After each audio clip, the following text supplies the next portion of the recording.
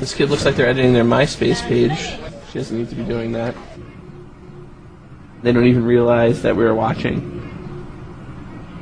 I always like to mess with them and take a picture. 9 times out of 10 they duck out of the way because they don't, and then they shut down and they get right back to work. It's the stuff horror films are made of. Hello? Yumi? Are you there? Someone watching you, listening to you through your cell phone. It's just a little spooky. It happened to this man. We'll call him Dirk. He wants to keep his face and real name private. She could hear him wherever he was. She knows too much. Dirk has his suspicions how it was done, and we do too. So does San Diego private investigator Dennis Kerwin. The PI says the technology is out there. You can use any open cell phone as a listening device. And now anyone can do it. You carry a device in your pocket that has an eye and an ear. A quick search online for spy phones and dozens of different products pop up. For as little as $8, you can monitor text messages and see what numbers are being called. For just $150, you can listen in. Now here's another little article here, which is interesting to do with adaptation. When cell phones were first given to the public, like everything else is given out for the public to buy. Now if they ordered you to get a computer and said it's law, you got to have a computer, or they ordered you to have a cell phone, you'd be a bit suspicious. So what you do is you put it out there, you do massive advertising campaigns, and you will buy it thinking it's fantastic. Meanwhile, there's a good reason that you've got it that's good enough for you, but then there's a real reason. The real reasons never come out till much later once you're addicted to it. And this is again to do with cell phones. Also from the BBC News, on the 4th of June 2008, mobile phones expose human habits, by Jonathan Fields, science and technology reporter. The whereabouts of more than 100,000 mobile phone users have been tracked in an attempt to build a comprehensive picture of human movements. The study concludes that humans are creatures of habit, mostly visiting the same few spots time and time again. Most people also move less than 10 kilometers on a regular basis, according to the study published in the journal Nature. The results could be used to help prevent outbreaks of disease or forecast traffic, the scientists said. This is the excuse are given to the public. It would be wonderful if every mobile carrier could give universities access to their data because it's so rich, said Dr. Marta Gonzalez of Northeastern University, Boston, the U.S., and one of the authors of the paper. Dr. William Webb is a nice name for you. They love giving us webs because we're in a web. Head of Research and Development at the UK telecoms regulator, Ofcom, agreed that mobile phone data was still underexploited. This is just the tip of the iceberg, he told the BBC News. I'll be back with more of this after this break because it's an interesting article on how you're being monitored and watched as you pay for it. Our software is not intended to find lost cell phones. It's really meant to have many people in the police force moving together and know where they are, or if it's the military, Blue Force tracking to avoid friendly fire. I asked an intern to take my iPhone, it was actually my personal iPhone, and walk around the block.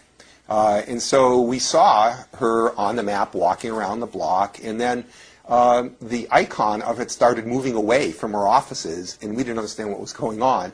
So we were getting on the phone about to call her, because she was carrying my cell phone, and the intern burst in the door crying, saying that she had just been mugged, and a thief on a bicycle had grabbed the cell phone from her and had ridden off with it.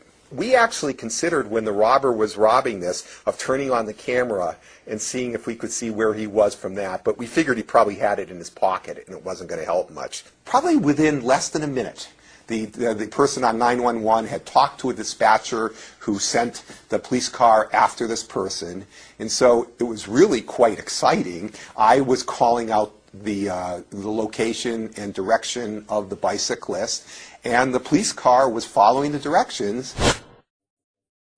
Introducing Google Latitude. Latitude is a new feature on Google Maps. that allows you to see where your friends and family are on a map and easily keep in touch with them. To start sharing a location, just send an invitation to a friend or accept if they ask you.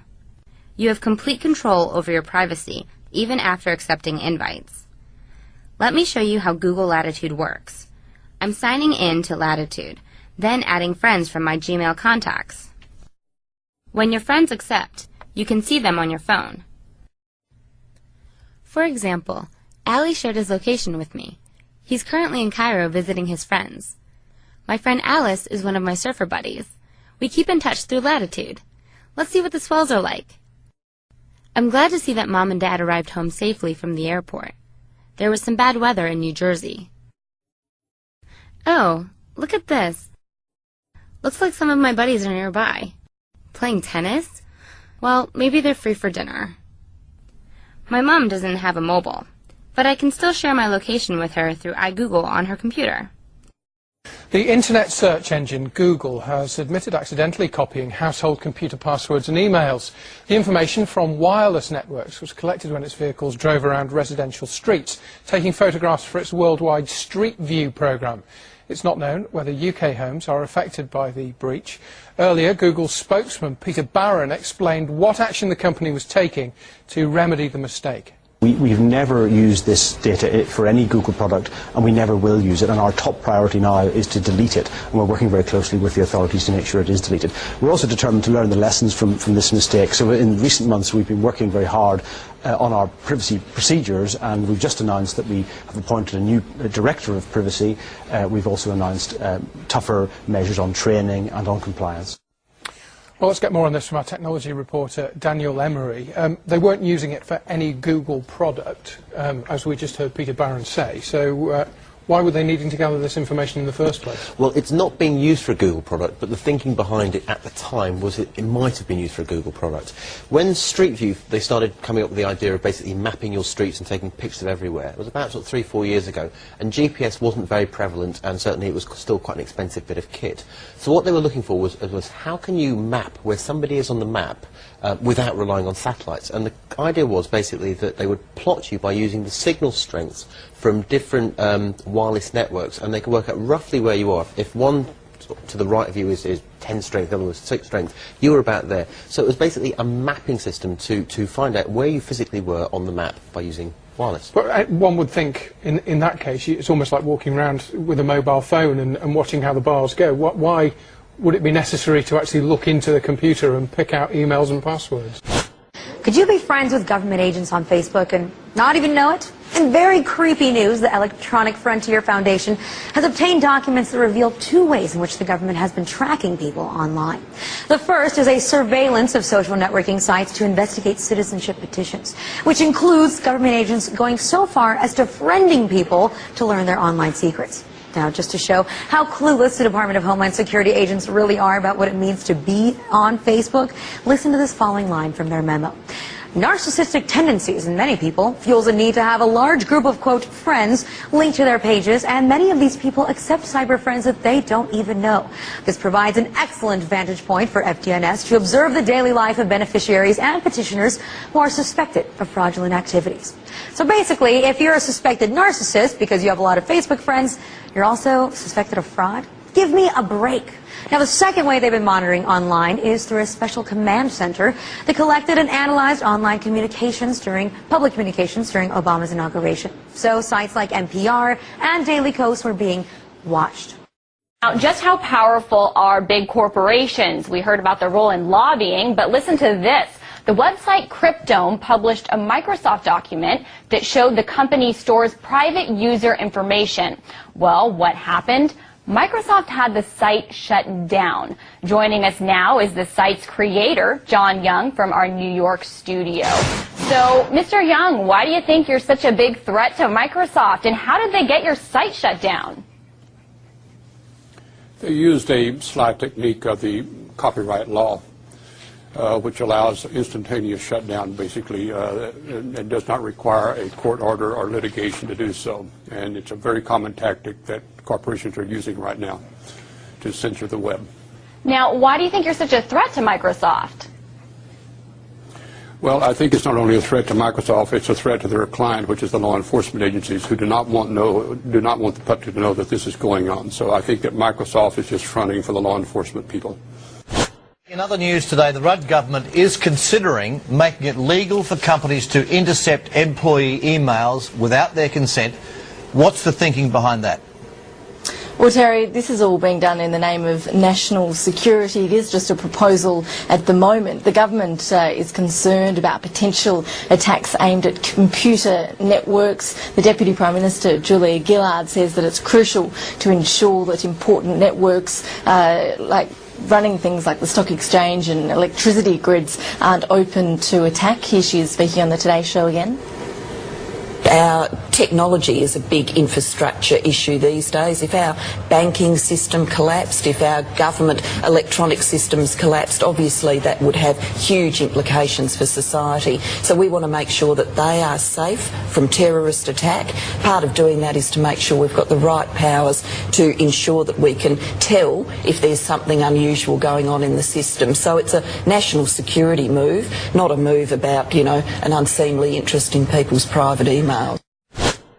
Well, still at home, and censored government documents outlining controversial plans to spy on unsuspecting internet users have been revealed. Top-level government officials have been in talks with the internet industry over a proposal to log and store the web activities of every Australian, even if you're not suspected of committing a crime.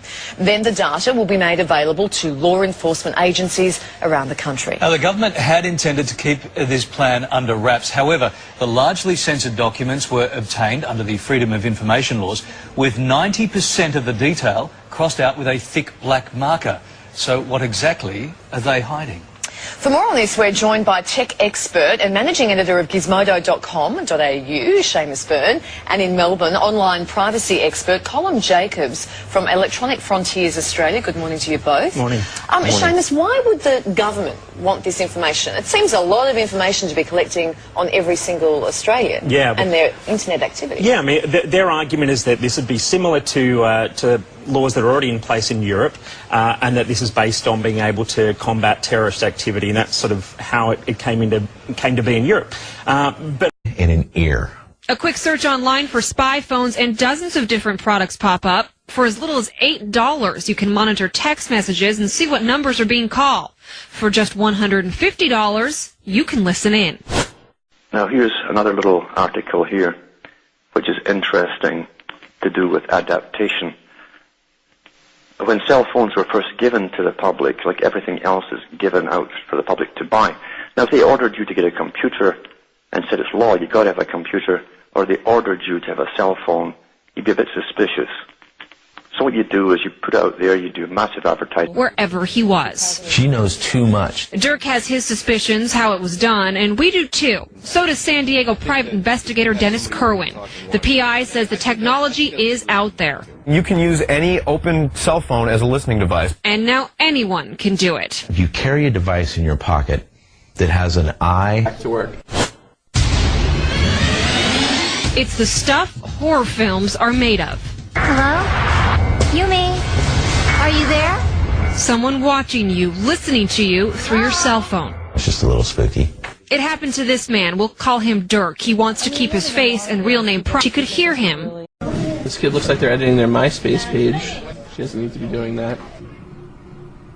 They don't even realize that we're watching. I always like to mess with them and take a picture.